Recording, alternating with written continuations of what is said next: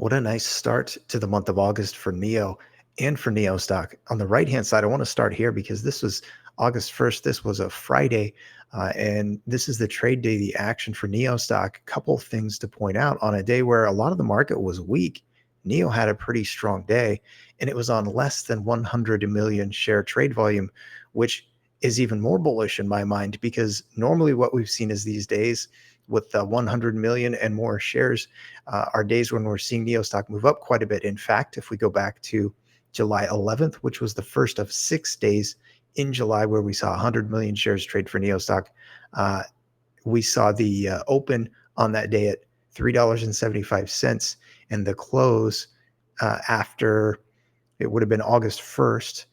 Once the trade day closed, the stock was at $5.01. So that's a nice little move with only 6 days of 100 million share trade volume, basically a 375 to over $5 move, and that's within just 1 month. And so what will happen in August? Are we going to get more of those bigger trade volume days?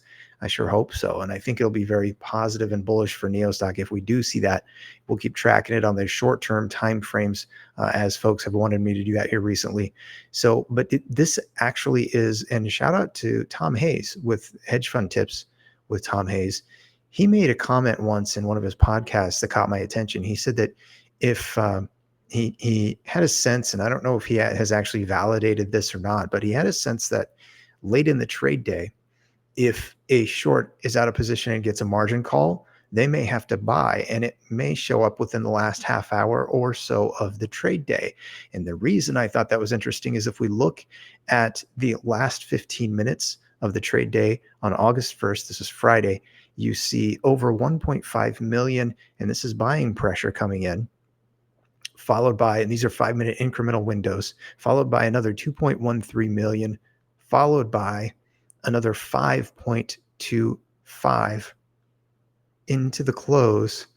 And that's where we ended up just over $5 to finish the trade day. So I thought that was very interesting, and I wanted to share it and get others' thoughts on this. Again, on a day where there were, and this is just over 80 million shares traded on this day. That's quite a bit right at the end of the trade day. So very interesting to note. Also, I wanted to share this as well. The option chain summary and max pain for options on that date, August 1st, was $4.50. So a close of 501, obviously higher than that. Now down here, this is a reference from Investopedia. I thought it was kind of interesting. I'm not too focused on these things, but I want to throw them out there every once in a while in case others are tracking them or might also find them kind of interesting. So in general, greater than 0.7 suggests bearish sentiment is building in the market. Below 0.7 is considered a bullish indicator.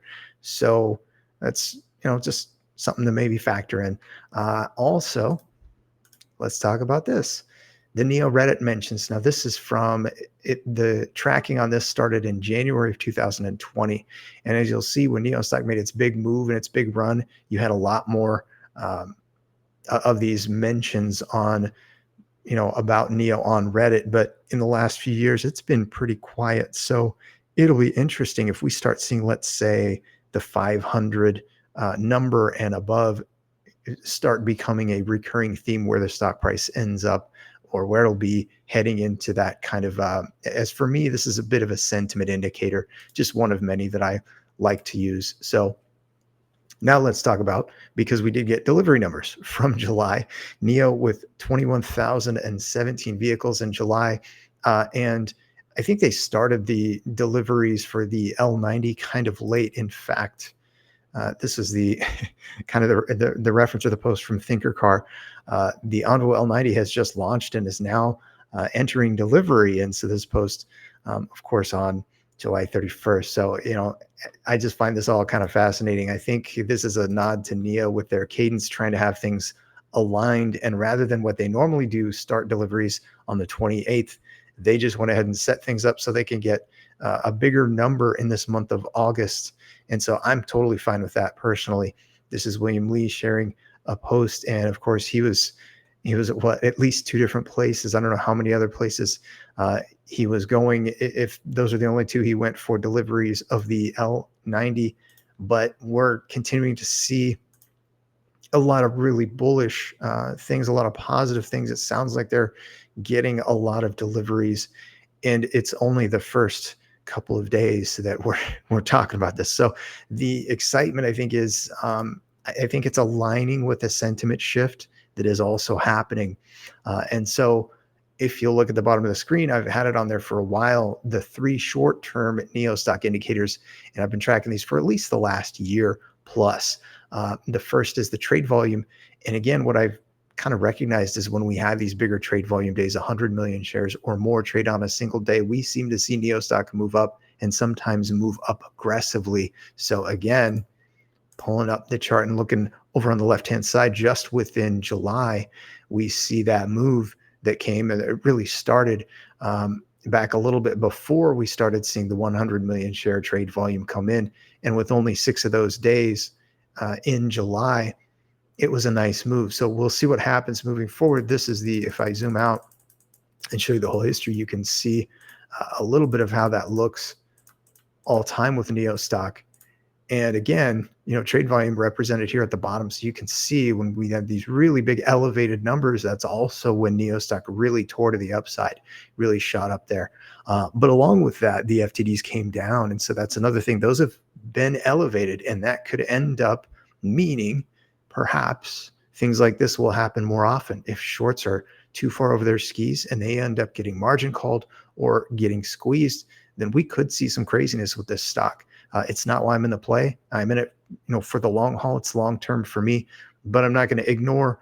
And I want to track some of these things in case we do see some of these things happen and play out. So back to the short term, the three short term indicators at the bottom of the screen, the FTDs I just referenced. Of course, when we had NIO stock make that massive move, we had leading into that really heavy elevated FTD levels that dropped off completely, almost completely, I should say, for a number of months. And so then over the last few years, those have been, recurring and increased. And so we've had a lot of that lately. But the danger to those shorts, I think, is when they over leverage and sort of assume that the short thesis will remain in play. And then if NIO comes in with profitability, let's say, well, that crushes the short thesis and it becomes very dangerous for them. So that's one of the things I've been just keeping in the back of my mind, along with all this data that I've been tracking and sharing.